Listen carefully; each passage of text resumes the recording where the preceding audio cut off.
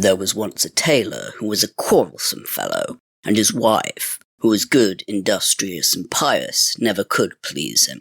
Whatever she did, he was not satisfied, but grumbled and scolded, and knocked her about and beat her.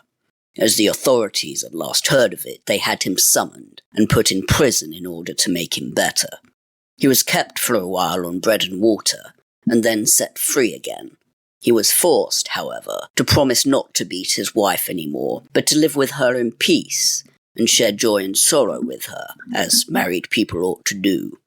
All went on well for a time, but then he fell into his old ways, and was surly and quarrelsome, and because he dared not beat her, he would seize her by the hair and tear it out.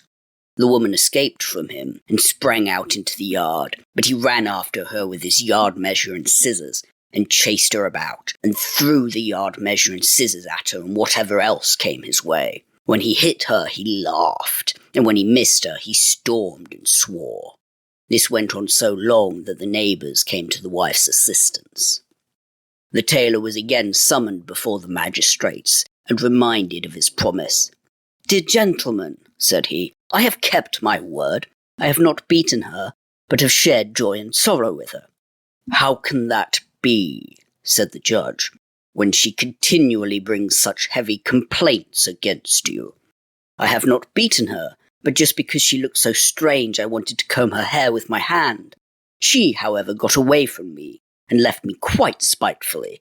Then I hurried after her, and in order to bring her back to her duty, I threw at her as a well-meant admonition whatever came readily to hand. I have shared joy and sorrow with her also, for whenever I hit her I was full of joy, and she of sorrow, and if I missed her, well, then she was joyful and I sorry."